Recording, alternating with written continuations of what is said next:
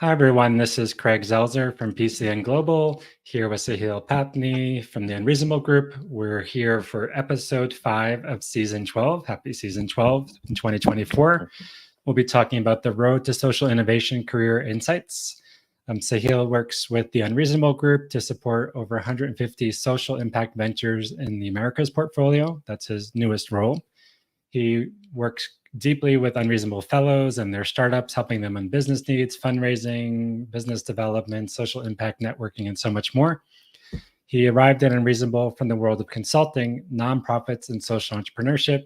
He's dedicated to building social impact projects from the ground up, including testing ideas, determining product market fit, working on stakeholder input, and putting that all into operation.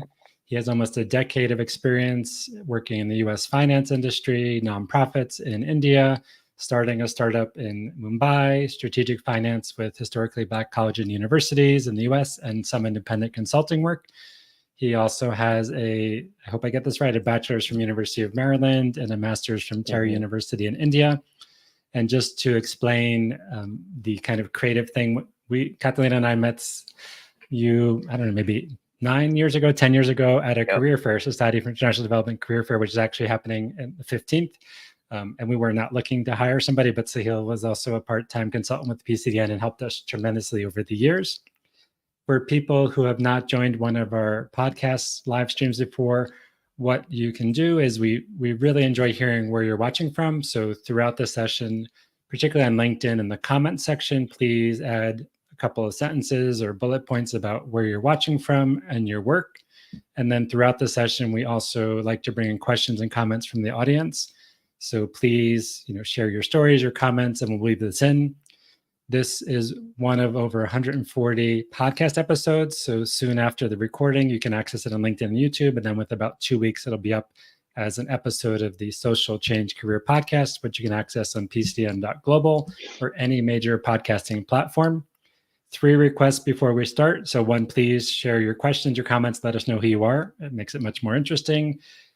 Please follow Sahil and the Unreasonable Group on LinkedIn. Please check out PCN. And if you like this episode, please check out the other, again, many episodes and consider rating or sharing the podcast. So that is the general overview of all the details. And again, throughout the session, we want to hear as much as possible from you. So Sahil, thank you so much I'm based in Medellin, Colombia. You're in cold Chicago. So thank you so much for joining us. And first of all, can you share a little bit about, when you were a younger person, not that you are older now, what type of career did you envision? And did you think you were going to be in financial services or a doctor or an astronaut? And then how in the world did you get from whatever you thought about or envisioned as, let's say, a teenager to what you're doing now? Yeah, great question. Yeah, so I actually wanted to start off being an engineer first. I did a mechanical engineering degree. It was a diploma, so it was in 3-year course back in India. And I wanted to continue doing that and actually become an automotive engineer because I was really into Formula One, F1 racing. So I used to watch like every race, every season with a friend. So yeah, I was really into that. But after that, I moved to the US after my diploma, and I switched over to the business school and did a degree in finance and international business. And the primary shift there, I think, came around from just moving away from the sport, the engineering part of it, and interest in management or business part of it. Um, Stock markets were a big role. It played a big role, at least back then. But generally, it was about business and management and that stuff. So I did a bachelor's in there and did a minor in philosophy as well because it was of interest always. So I did that, and I did about 4 years in EY, so consulting, and then I switched over to social impact. And I can go more detail into the story of that, but essentially the shift came from thinking about where I was coming from Mumbai, from India. I grew up there for 18 years, and then moving to the US, studying here, working in EY, an amazing consulting life, traveling a whole lot, and living the good life basically, and just thinking about where I was coming from and what I had experienced or thought about before and how I'd seen things. And there were a couple of pivotal shifts that happened there that made me switch my mind that yes, I want to actually work towards the development sector or social impact. Yeah, that's a brief one. Okay, so thank you everyone for joining us. So a question, you said you were living the good life, and obviously Ernst and Young is one of the leading, financial consulting companies in the world. I mean, they're, one of the top, whatever, four or five. So what led you, I mean, one, like what skills did you develop when you were working at Ernst and Young, and kind of what were the most, I mean, because I have to say, once we met I mean, like you have Hmm. a lot of skills, but one of the things you initially helped us particularly is on systems and finance and all that. I mean, you have so many other skills. So what skills did you have? What did you develop through that type of consulting work? And when did this thinking about, hey, maybe you want to use your skills for something a little bit different? Did you feel it inside? Did you talk to a professional, attend their conference? Like, where did that change happen? Yeah, great question. I think so. In EY, I generally, as consultants, I think you learn a lot, especially if you're starting off your career being a consultant out of undergrad. When you're young and you're willing to learn and grasp so much and take on additional responsibilities, consulting is the best start. One of the best careers to start in. So like I said, I achieved like a wide variety of gained a wide variety of skills, worked on multiple projects. Um, I think if I had to summarize real quick, the point that you mentioned about where I helped PCDN was around systems and processes, because we used to work with like huge banks and large corporations, and seeing the level of maturity of those corporations and then smaller companies, you can fill the gaps fairly easily. So systems and processes. Finance was a big one from my undergrad, but also from EY. I learned a lot in finance, and actually, I still use it to this day, and it's like my strongest suit. So finance, and generally working with large teams, working in small teams, with everyone from even starting out as a junior consultant, but working with senior partners and senior leaders from banks and our clients was a great experience. So like I think those couple of skills really helped. And your question around the shift. So I think for me, it was watching an interview by one of the persons that I follow a lot, Nobel laureate Amartya Sen, professor at Harvard, and he's done a lot of theoretical work in development economics, HDI, and stuff like that. So I think I was watching his interview, and the show was on one of the news channels in India. It was about greatest living Indians abroad, but not in India, abroad. And he was featured on that, and that's the first time I actually knew about this person. And then I found out there's this whole world, professional world, where people put their skills to good use. And I immediately could contrast it with what I was doing in the consulting industry, especially with like banks and insurance companies. And I thought that I could apply this skill, I could apply that skill. I've learned so much, I could do this, that, even though I just had like a few years experience. So not really that much. I was junior, but still I think there was a lot of applicability. And I think that really opened my mind. And then I went into it more, saw how there are like jobs and roles, it's a whole sector. And now after 10 or 12 years, it's actually matured way more, right? As you know, Craig. So yeah, that was I think my entry point and what made me shift. Did you ever have the chance to meet Amartya Sen or come across or be at a conference where he was speaking? No, I tried. I emailed his assistant once, and but I wasn't able to get a hold. I was at Howard for a few weeks, but yeah, I Okay. wasn't able to get a hold. And for people who don't know his work, I mean, obviously there's a lot of stuff, but how would you talk about his relation between, like, where would you recommend people start, or his connection between kind of human development and economics? Like, what would you say? Read this, or Mm-hmm. what particularly inspired you? And did he say something in particular that kind of, Mm, and then a related question, business schools have started to change, but in mm-hmm. your initial undergraduate degree, was there any focus on business and social impact or B corporations or social change, or this Right. was like just pure business and finance? Yeah. So for Amartya Sen, definitely, if you Google him, many of you might know, but he has written, I think, hundreds of books, not even tens, like hundreds, and I don't know how many dozens of articles.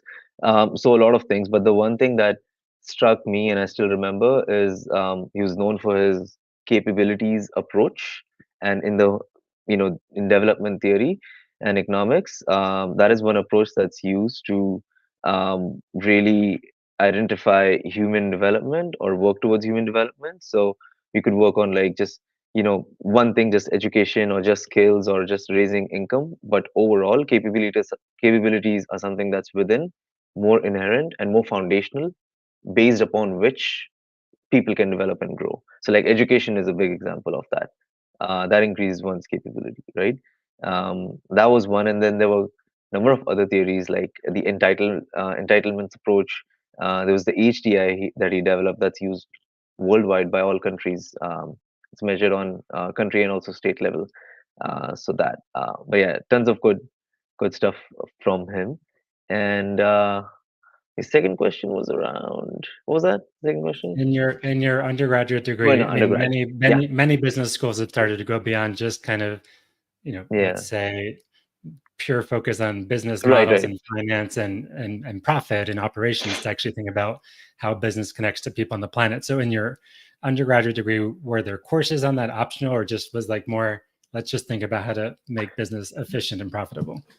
Yeah, yeah. I think uh, it's a lot to do with the institution, with the context you're sitting in. So business schools have incorporated this now a lot, and mine did as well. But it didn't come out to me that much. So I actually never took any social entrepreneurship or impact course at all. It was there. I know it was there, but it didn't speak to me at that point. I know there was also social venture challenge, something like that, where there was a venture challenge. Every quarter people used to pitch for it and do social enterprises. But I was never into it for some reason. I think at that time, to be very honest, it was my finances and my loans were on top of mind. So I basically wanted to get a job, and I was in this whole rut of um, Wall Street, investment banking, consulting. Like these are the main things that I want to get into, and I got into consulting. But I think when you're in undergrad, those things are top of mind. Now, I think things have shifted a lot. It's more in the consciousness of people, like younger students, to get into these kinds of sectors. Thankfully, because of the whole ecosystem improving. So now I think it's more out there.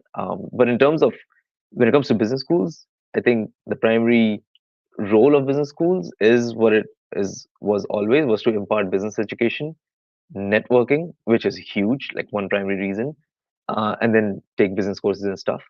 And social, this is just my personal observation, but social and those courses are still a side thought or something that comes after. It's almost thinking if what is the necessary condition of the two, and business courses of that would be the necessary condition for which a business school would be in business. If it was just for social courses, it wouldn't, right? Which is different from a school of social work, for example. So yeah, so it's there in systems, but maybe not fully. Yeah. Okay. And then thanks so much. And the University of Maryland has a lot of good social impact programming now at the Smith School. So there's a lot of Hmm. interesting. I forget. I think it was the Good Institute, but there's some really interesting things going on there. I mean, and most major schools with either undergraduate or MBA programs are at least starting to incorporate more. But the question Yeah. is it fully infused, or is kind of like something over here that people think about? But so can you talk a little bit about you? So for people, whether they're junior or mid career, how did you go about making the transition? And what is your advice for someone like, because you said you were living the good life, and I was living the good life at Georgetown too. I've made multiple transitions. So how did you go about deciding to change that? Because that's a big risk. Hmm. And Hmm. how did you decide what is the next step in terms of studying or work, or and your advice for others who maybe are fortunate to have a good job and they Hmm. don't need to change, like they might feel like Hmm. they need to change but they don't need to, and the Yeah. process that worked for you to find the right next path for you? Yeah. I think it's really odd. I'm thinking about this when you ask this question. That I first time I'm saying that I can date myself. So this is although 10 years ago, 12 years ago, things have really shifted a lot. I think those systems existed of support existed, that things are out there. The one I saw, there's a whole professional world. There are jobs, there are sectors, there's masters in this, and you can like make a move. But now I think it's way more. It's probably like 50, 100x more. So the conditions in which I made the switch versus someone who will make a switch right now are going to be quite different. So from my perspective, when I made the switch, it was finances were a big deal, obviously, but there were some things that were working for me that I hadn't gotten a master's yet. So I wanted to do a master's. So that's one. Versus someone who's already done a master's and it's probably in the 30s or maybe 40s now, it would be different. Secondly, I came from India and I was really wanting to move back to India and work over there, right? This really coupled with that extremely well, like this decision, because India is a developing country, and I wanted to move back there and work there, and it's my own country, so I'm more comfortable and it's easier there. And thirdly, the education is much more affordable than over there than in US, and be paying loans for I don't know like 20 years over here. So that ways I was fortunate. Like things worked out in a way where I found a really good course from a very historic institution, Terry University in New Delhi, and like things worked out. But for taking the decision, it was still a big risk.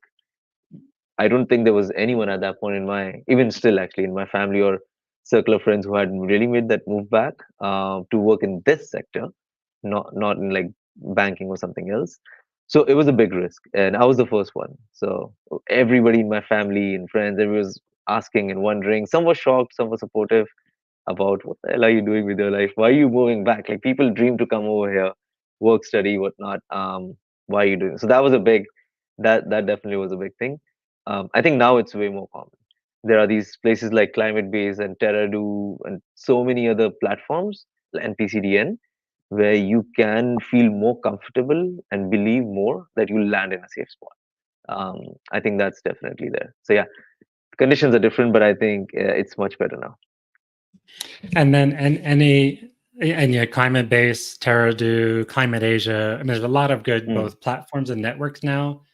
yeah. But for anyone who's just thinking about it, you talked about some about the decision to move back to India, and we'll talk about why Terry University. But like any other things about, because there's both financial decisions, there's logistical things, and there's career.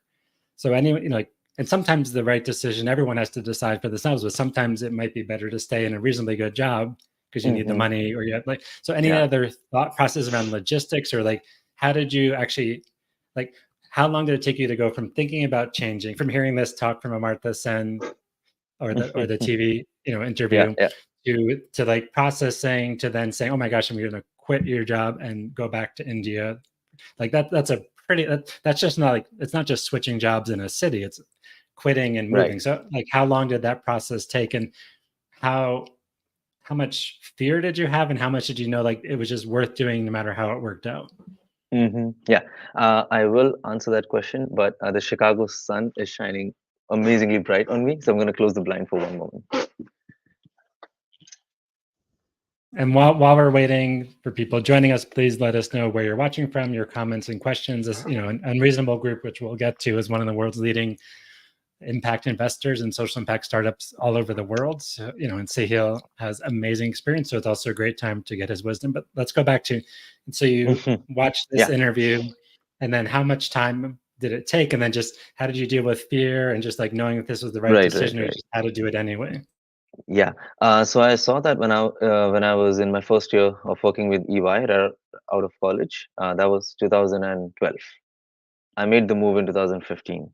It took almost 3 years because in those 3 years, when I was getting inside the academic cycle, which was 2014 is when I applied. But in the preceding couple of years, I was just researching what I should do from where. I had like this whole decision criteria set of what I want to do in the future and what do I want to achieve and what will help me get there. So I was looking at different kinds of programs, masters and like MScs versus MAs, maybe even PhD, a 1 year versus a 2 year course. And at that point, I was looking at different places, not just India. So US, Europe, of course, India, many other things. And so there was basically a lot of time involved. So that's one thing that I would also suggest. That's the answer to your question of do as much research as you can. Now I think information is more available, I guess, in a way. So and you can just ask a Claude or chat GPT. But yeah, back then I was making like Google Sheets and doing my research. So that's one. Second is I also spoke to a lot of people, which took time, and then made or changed my decision accordingly. So that would be my second thing in terms of logistics or process or getting rid of the fear. Speak to as many people as possible. and a not a homogeneous set of people, but different people, including professors, academics, which would have a who would have a different perspective. Also, professionals who have been in like this space for maybe 10, 15 years. So I did that as well, and generally others from other industries, right, who are just experienced, um, especially someone who's been like who's done transitions themselves. I think those diversity of perspectives like that helps a lot in crafting a good decision that you can go back to and think about in few years that these are the reasons I made that decision, even if you're in a bad space. So yeah, I think those couple of points really helped. Finances you need to definitely make sure of. I think Craig has a really good course on maybe on personal finance something, which is very good. Yeah, I think definitely making sure that your finances align with your savings, loans in the next few years, and what stage of life you are at is super critical. So yeah, that's the amount of time it took me, about 3.5 years. No. And then for people considering graduate school, can you share a little bit why Terry? I mean, I did my master's in Prague at Central European University, although now it's just in Vienna. It's a great place. Their fellowship deadline just ended, but it's a great place to look for bachelor's, master's, and PhDs. And I don't regret my decision; it was a great choice. But how did you decide? How much was Terry? How much was going back to India? And then Hmm. one question, as someone who was from both India and the U.S., when you decided to go back to India, did you factor in you wanted to potentially return to the U.S. in terms of the recognition of that degree outside of India? Mhm. Mhm. Actually, that latter part was not in the picture at that point, at least, of moving back to the US and thinking about how much recognition it would have over here. I did think of it in terms of global brand value, and it was a simple checkbox, basically, because the Terry degree is part of the global MDP course, Management Development Program, first funded by MacArthur Foundation, started at Earth Institute in Colombia, and then it's branched out in about 22 or 23 universities globally, two of which are in India. So that one master's was part of a larger program run in 20 plus universities. So that gave me some safety net of that there's some global recognition. But that was like the only bit of tiny part. But generally, in large parts, I think moving for Terry in India was sort of 50-50 in terms of what the reason, the motivation to move there. Yeah. And I'll put the website for the Global Master Development Practice. Was a very Yeah. innovative program, so it's worth also looking at the lessons. So when you went to Terry, what additional skills would you say you got to go from kind of consulting and finance and banking, and then moving towards, because Terry is really your program, particularly on sustainable development in rural areas. Mhm, So like mhm. what's did you get new skills, or was just you got a better understanding of the Indian ecosystem? And for people who are in masters or thinking about masters programs, what would you recommend in terms of getting the most out of it? Is it like a particular skill set, or get out in Yeah. the field, or like what did you find most valuable that you didn't already have either knowledge or skills as strong as you wanted? Hmm. I think I think this is what I would say to someone who's either trying to go for thinking about going for a master's, and is also who's in one, but mostly who's thinking of going is when you pick the program, pick something that will give you a new skill. That's an additional like hard skill from what you already have.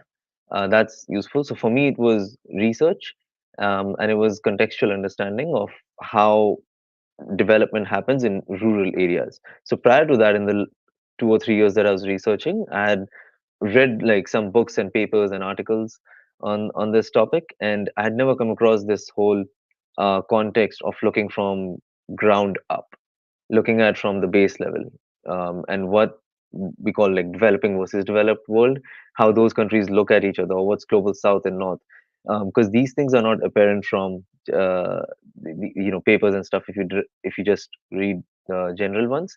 So I think that gave me a good that perspective was good, and the skill of research was good. So for whoever is doing a master's, I would say, or looking at one, you do something that you don't already know for sure. For me, it was research. For you, it can be something else. This is very different for MBAs, I think, versus other courses, Because an MBA, it'll give you a whole host of skills along with the benefit of networking or being part of an alumni group that'll probably be pretty strong as per MBA's design. So that's a different thing. But other than that, if you're doing any other course, I think you learning a hard skill is one of the most important things, and that's what helped me in my job afterwards. Yeah. And then after Terry, you spent, I forgot how long, 2 years, 3 years working on, rural agricultural, supporting farmers and rural agriculture. So can you Hmm. talk a little bit like how did you land your job? Like, Yeah. was it you just applied? It was a reference, and then what was the focus? Maybe it changed over time. And what did you learn? Because it's an interesting Yeah. transition going from you didn't go from rural development to a master's to finance. You went from finance to a master's to rural Right. development. Right. Yeah. I think the way, like for me, it was normally just applying, looking for jobs and applying for them. I hadn't gotten a lot of offers actually, but what really attracted me to this particular role was that it was set in a rural area, and it was close. It was close to the city, Mumbai, where I was living, where I'm from. But it was the job involved living in the rural areas, and I think that what really made me do it was I was talking to myself and thought I've come to India to experience, development at the ground level, and I got that during the masters from all the research skills and all that I was talking about. So I got that, but then having a job will give me that even further more because I'll be living there, which is different from doing just a field trip that's a month or 2 weeks at a time, right? So it was that perspective that I liked the organization that I was working with. It was called Swadesh Foundation, and they were really embedded in the rural areas, and I thought I will get first-hand experience working there. So that was the basic drive and motivation. In terms of applying, it was just yeah, applied for the role and interviewed, and yeah, uh, got the job. And can you summarize, obviously not in super detail, but like what was the focus of your work and what Yeah. did you learn that was most interesting or surprising? And what have you carried with you in your work beyond that role? Yeah. So what I think, in summary, my role was to be in charge of a couple of gram panchayats, which are clusters of villages in India. So I was in charge of two of those, which included about 14 villages in total, and I was in charge for the overall development of that. So by overall, I mean economic development, where we had like agriculture, animal husbandry, and all these skill development and those programs, and then also health and education and water and sanitation. So it was almost like a portfolio of projects, and each person was in charge for a cluster of villages. So I was in charge of about 14, and that was sort of the introduction for myself as a trainee to get used to things. So I was doing that for about 4 months. Then I moved into a more agriculture centric role where since I had a business background and this kind of sustainable development education and stuff, I was in charge of a team that were all masters in agriculture. So they were like agronomists. And the team was called Farmer Productivity Services. So the idea was to impart training and capacity building to farmers while at the same time ensure that they have a market available to sell their produce. And that second part was mostly broken. So the next year or year and a half of my role in that agriculture role was developing this value chain from farmers to consumers or to wholesale markets. In summary, like in a nutshell, that was the role, and it was very interesting.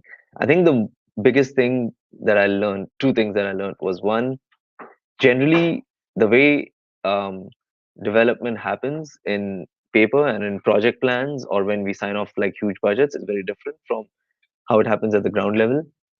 I think anyone who's been even slightly exposed to the ground level knows this and is not a no-brainer that these things are very very different.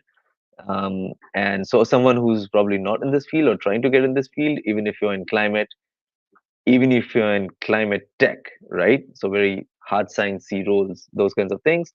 It's very important to get a ground level understanding, whether rural or urban, but ground level understanding of how things work, of how solutions are implemented, acted upon, or make an impact, or not make an impact. Because what happens on paper is very different from what happens on the ground. So that was my first learning. And the second one was more specific about agriculture and how broken systems are, and why there's a huge issue with the farmers, and there are like 1,001 issues, by the way. But I experienced like how broken systems were from villages to the city, and it wasn't really a matter of distance. It was just a matter of local development in terms of people's development, because some villages that were also far away, like 6 or 7 hours away, would be more developed in terms of agriculture and how they can access the market and their capabilities. The Amartya Sen approach, right? It would be very different. And the ones that I was working in was about an hour and a half away from the city, and still they were like less developed. So there are many more factors that go into it. So yeah, the agriculture value chain, that was my biggest, like the second big shocker, and how broken it is. And then you eventually launched your own startup. And can you talk a little bit how much of that came from the work with Swadas Foundation, and what problem or challenges you were seeking or opportunities you were seeking to address? Yeah, I think so. For when I was working in Swadesh, I did that for about 2 years. Towards the tail end of it, I felt like there were a lot of problems that could be solved. Um, Here's where a little bit of Unreasonable comes in, but like this was years before working for Unreasonable. But I felt there were a lot of problems that could be solved within the private sector that would be difficult to be solved in the not public, but like civil sector, which is like the non-profit I was working for, because of many constraints, right? Like the role that I was doing in trying to do this market part, I spoke that as a big role, but actually it was only 15 or 20% of my job. I had a whole lot of other duties to do for the other portfolio of projects, mainly agriculture. And then there are always things about, you know, just performance improvement, data management, data collection, and managing a team and stuff. So all those took me down, and I was actually able to focus what I really liked on for about 15-20%. So that was one reason I wanted to do it 100%. Second is I thought that there was a private market solution there that could be developed, and I wanted to focus only 100% on that. And I had seen a need for that from the farmers angle, but also consumers angle, because of the pilot project that we were running at the time. So I saw a need. So I would say a lot of it flowed on from there, but it took a completely different shape. Like the way we were running the pilot project in Swadesh was very different from how we were running the how I was running Harvest Connect, my startup. So it's very different, but it did flow from there. Yeah. Um, and then how in the world did you wind up at Unreasonable Group? So like you moved back from India, and like was Unreasonable on your radar screen? And can you, for people who not everyone knows their work, so hmm before we talk about kind of your roles and skills, like what does Unreasonable do? And what excited you, or like what other roles, how did you wind up there? Like was it like you were dreaming about it, or an organization like it, or just showed up? And what does Unreasonable actually do? It's a great name, like just saying like it just makes me feel empowered to say Unreasonable. I mean, Yeah. it could also be a bad thing, like determined in a bad way. But Right. Yeah. Yeah. Yeah. so if you want Um, to. so it was the startup was in roughly 2019 and 2020 during height of COVID. So that was a very difficult time. And then after that, I worked in another job. It was a consulting role with UNCF, the one you mentioned in the intro, with HBCUs. So at that time, I was still in India, and then I joined Unreasonable in 22 January, which I was still in India, and then I moved to US separately in mid 2022 for my wife's masters. So the US move had nothing to do with Unreasonable. They actually hired me in India, which was completely cool, and they were very comfortable and easy with the time zones and everything. But the way I discovered it was I never heard about Unreasonable much before. I just knew it was a fellowship program, because when I was doing my startup, I used to look up like all these programs, and some common ones always came up, like Acumen and Echoing Green Fellows and things of that nature. So Unreasonable was one of them, but I did not know, like, not even a percent of what they do. So that's how I found out. I saw the role. It was appealing. It was account management, project management, and working with indirectly with all these amazing fellows. So that was interesting. So that's how I came across Unreasonable. And then what we do in a nutshell, I'll explain. Obviously, there's a bunch of stuff on our website, but um, Yeah, unreasonable is attempting to the reason we call unreasonable ourselves unreasonable is because we are attempting to do the unreasonable things, stepping outside of the system, because the reasonable person normally adapts themselves to the existing system, and we all know, for us who are working in this space, why we are doing it, because we want to do something different, because we want to change the existing system. And that's what unreasonable stands for, to change the existing system and adapt the system to himself or herself. So in a nutshell, we support entrepreneurs who are at their growth stage through a fellowship program. The fellowship program is a week or 2 weeks roughly of in-person programming. This is very different from say a conference. A conference would be like the most, the opposite way of saying how an unreasonable program runs. But I think the key feature of unreasonable programming is building community between people who are present in the program. So fellows are at the center of everything, which are the entrepreneurs, but then we surround them with our amazing support staff, a number of very good mentors who would be senior leaders from industry, government, and different organizations, investors, mostly like VCs and who is investing in the climate space or social impact space, and then also our partners who fund the programs and who really want to change their core businesses as well. So we get together in this in-person program. It's a life-changing experience is what fellows say, and we try to build that community there, but then also carry it forward in the coming years to support the entrepreneurs. And from there on, we support them with various things, like anything to do with growing their businesses, like connecting with industry or potential partners, potential customers, growing in a new region, or getting investment, helping them with their fundraising. So those kinds of supports we provide. And I think one unique thing is that fellows who have been in our programs 6 or 7 years ago, sometimes I've heard in programs last year, say that the reason they're running their business still is because they have a community like Unreasonable supporting them. And that's where really the game changing stuff happens, right? It's not the tangible hard support that you get on a surface level, but it's the deep support where you can call up another fellow or one of the Unreasonable team members and seek support from them. So that's in a nutshell what we do. Um, and then, so in some ways, you're like a network weaver and a connector and a little bit of a coach and a resource connector and any Hmm. other kind of meta level functions you would add, knowledge sharer, like what else would you, it's a pretty cool role. So like what else Yeah. would you add in terms of what you actually do on a regular basis as part of your role? Oh yeah. So on a regular basis now, I've in the last few months I've moved to a new role, which is portfolio manager for Americas. So the fellows that I was talking about, we service and support them through the portfolio management function. And we have one manager for each region. So I'm the Americas portfolio manager, and I have about 160 some organizations currently with me. And the way we support them is mainly through investments and fundraising, but then also making those connections that I was talking about to potential new customers, markets, partners, and so forth. We also run occasional brain trusts for them, which is a format that we've adapted.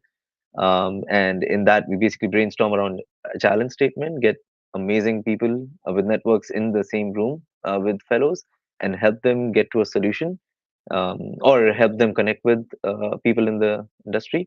And so that's in a nutshell my role. But I think that the thing that I really like is getting to know fellows and their businesses very closely without working in those particular companies, because you get like sort of this broad view of multiple solutions people are working towards and attacking multiple problems in different ways, which is a pretty cool thing to see from that level. So a question around remote work. Yeah. Since I assume Unreasonable, like we've had on a couple of people from RippleWorks, which is Hmm. similar type of, no, or I think we had one, but we'll have more.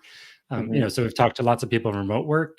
And so two questions there. So one, for people looking for remote work, particularly if they're based in the majority world, any tips like how to do that? And then two, you've been doing remote work for a couple of years and consulting previously. So Yeah. do you have any favorite tools or things you use, or does the, don't give away unreasonable secrets, but is there any kind of platform, or particularly when you're getting into asynchronous work, where you're Mm-hmm. not Mm-hmm. all, so is it, Yeah. how do you kind of balance need with getting things done, but not having endless meetings? And so just your thoughts about how do you find remote work and kind of your personal experience and some insights, maybe how Unreasonable makes it work well. Mm-hmm. Yeah. I think the game changer for me has been after coming to Unreasonable and discovering this is Loom. A lot of companies use now. It's a video recording app, if you don't know, but it's a video recording tool where you can record your video, but you can mainly screen share and show how to do a certain things or where to find a certain thing. We use that within Unreasonable, but also for partners and investors and fellows to show them what's happening on our app. We have an internal app, by the way. It's called Unreasonable app or Unreasonable platform, and that's only for folks who are in the network. But to show things around, we use that a lot, and it could be as little as a 15-second video of finding where something is. So for asynchronous work, that's something that's really cool. Second is we use Slack a lot, just like many remote companies do. 100% remote, so you need to rely on it. But it's also important to have some hygiene rules around Slack and ensuring like D&D is on at the right time, or you're not checking messages. I'm really bad at this. I check messages in evenings and sometimes on weekends. But yeah, Slack is another great tool. And I think third, that's worked to some extent for me personally. Um, but in other ways, I'm also trying to adapt to is just using like a Pomodoro timer or using like a music timer or some sorts. Where I think it's cool. It works for me half of the time, but half the time I still get distracted. And this was very different when I was working in an actual office. Because at home you have so many distractions around you, or in a cafe or in a library, that I'm trying to make it work for myself, and I haven't been completely successful. But I think there's promise. So yeah. Yes. So I'll say I'm addicted to Loom. I don't know if you could be addicted, but at least I'm a power user. And Yeah. Atlassian, I think, acquired Loom maybe like 5 months ago. It's Mm-hmm. Atlassian's a big software company based out of Australia. And the same thing, I'm like Loom, even for with, one, I use it a lot with clients and PCM partners, but also like if I have a frustration with a software product, instead of writing a long email, I'm like, here's a 30-second video. And Yeah. and also Loom has a lot of cool AI tools built in. So I'm not getting any money from this, but it really changes Yeah. the way you work. And actually, just to make a plug, so in the career campus, we're doing all sorts of reviews of AI for impact tools. So coming out Mm-hmm. today or tomorrow, there's an AI tool I'm using called Comigo, which Hmm. is fascinating because you can put in your tasks for the day and it'll help you organize it. And then there's a Pomodoro timer built in. It also has a Yeah. lot of other things. So for me, it's been amazing because I've tried lots of tools. And this is like, you can put in, say, I have these 5 things to do. It prioritizes it for you, but you can have a conversation and then it operates into tasks. Then it's mind blowing. So I Yeah. think like learning and time blocking, whether you do it on your own or not, when we've done time blocking, Kathleen and I, like that's the single best way to get things done. Otherwise, anyway, Right. so that's a good tip. For people who might be engaged in startups, 2 questions. So, Mm-hmm. and again, if others have questions, feel free to bring them in or comments. But what is your advice? Like, how do you know your idea has actual potential to become a startup Hmm. or something worth investing your time, potentially money and energy? Because like your advice for anyone crazy enough, whether it's an NGO or some other kind of or a for-profit startup, like what is Yeah. your advice? Like when is it worth exploring more or in depth and actually going Mm-hmm. from like an idea to maybe talking to lots of potential stakeholders to building something? And Mm-hmm. like Right. you're right, because it's frustrating and challenging and exhilarating and crazy. And Yeah. there's a lot of glorification of startups. PCM, we call ourselves a Yeah. slow up, but like there's so much glorification, and there's also a lot of depression, failure. I have a really good podcast that I love called Founders Factory, Mm-hmm. and it's 2 people, Vladimir Brzezinska. I think I'm getting it right. She was on our podcast, but they talk to founders in ways I've never heard. Like I think they have about 80 episodes, and they talk to founders about the hard stuff. And lots of people talk about it. And Ben Mm-hmm. Horowitz has a book I think called "Do the Hard Things." So just Mm-hmm. anyway, kind of jumping around, but like, what is your advice if someone's got an idea? How do you go from thinking about it to actually thinking of it as potential to actually doing something about it? Yeah. Yeah. I think there are so many things out there, right? And you hear different things from different people, and by no means mine. What I'm saying is super useful, but I hope it's useful.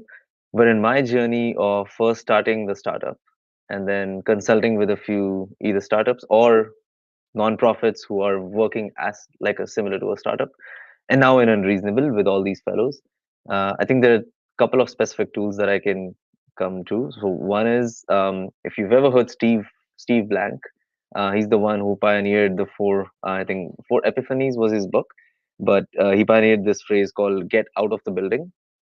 So that was my first big lesson, quote unquote, get out of the building. So instead of like just making plans on chartboards and sticky notes and on your desk and iPad, get out of the building and actually test out the idea, whether it means talking to people or building something from scratch.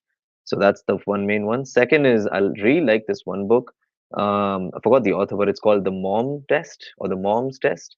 It basically means you test out, and if you speak to your mom about a idea, she's always going to say that it's a really good idea, or someone basically who you really like or who likes you is a friend, is a comrade, and stuff, right? But there's a way to do user interviews or consumer interviews and really understand whether they like certain features or not of the product, and that's where you get at problem solution fit or product market fit by testing that really well and not getting fake data. So Mom Test, that's a really good book.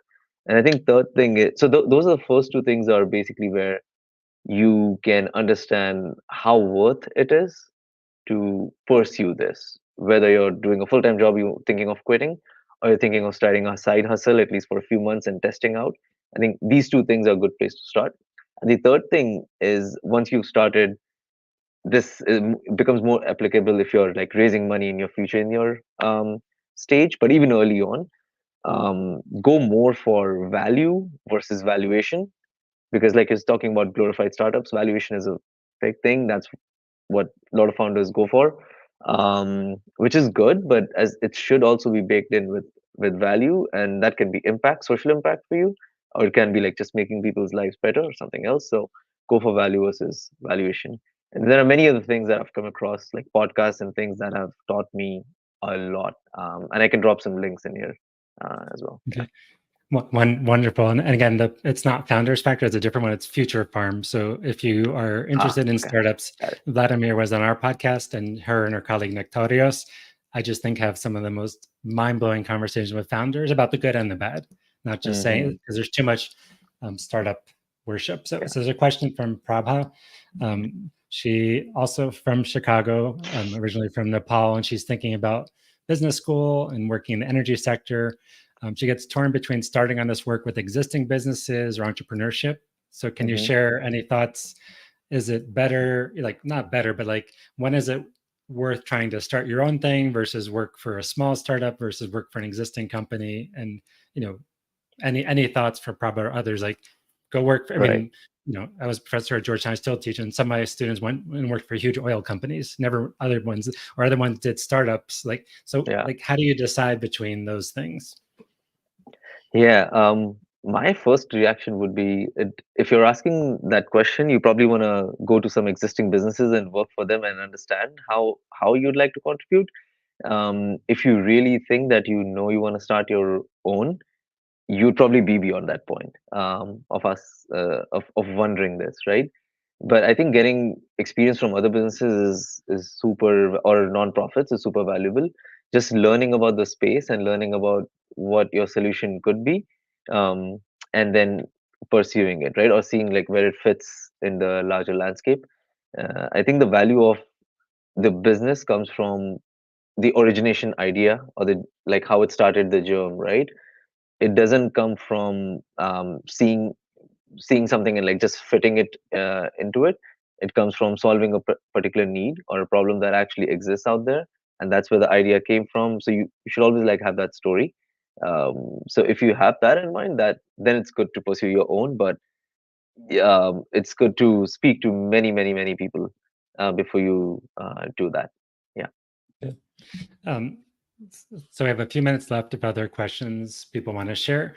Can you talk about out of the 150 plus startups you're engaged with, not your favorites, but um, like like maybe two or three examples, not saying your favorites, but just ones that come to mind that are just doing either Yeah. addressing climate change or sustainability or education in ways that are just so innovative that, I mean, I'm sure Mm-hmm. they're all doing that, but so I'm not saying Yeah, favorite, yeah. but just interesting that you'd say, hey, check these out Right. because there's some interesting examples of companies where their founders are fellows.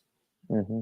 Yeah, yeah, absolutely. I can definitely share a couple. So one of them that comes to mind is from a startup from Mexico, led by Antonio. Do you know? It's called Someone Somewhere, and it's a funny name, but it essentially is someone somewhere. Basically, the artisan who's someone, and somewhere as in the village or the place that they are from. And what they have done is they've built a line of sustainable materials using which they produce textiles for different kinds of products, from clothes to bags to little vanity kits and stuff like that. They produce those, but the design is of a particular artisan, and then they replicate and copy and basically mass produce that. So I think that's a good way of serving people at the base of the pyramid, basically artisans, and ensuring that they get credit for that because they actually put the name and stuff like in the tag. That's why it's someone somewhere. So it's pretty cool, I think, and it's also sustainable materials. So super cool. I think another one that comes to mind that's sort of inspiring is one is NFW. They used to be called something else. There was a longer name, but now the short is NFW. And they basically into manufacturing, and they're manufacturing all kinds of goods from sustainable materials. And they have basically the technology to do that. So it's not particular one particular material like leather from mycelium or something, but it's like just everything. I think another cool one that I feel real promise for is one based in Illinois. It's Clear Flame Technologies. They essentially produce sustainable engines and with ethanol and all those other fuels. But the cool thing is that they retrofit existing engines, which is the biggest challenge. So it's not like let go of the existing system and create something new that customers will want to buy, but you're retrofitting old ones, which is a good way to really scale up the solution. So that, and yeah, Mhm. there are many more that come to mind in different Yes. spheres, but Yes, yeah, and thank you those are so two. much. And anybody listening in the future, if you're from a portfolio company, please don't. I didn't say favorite, just interesting, because you're all Yeah, doing this is amazing just work. And came on yes, top of mind. Yeah.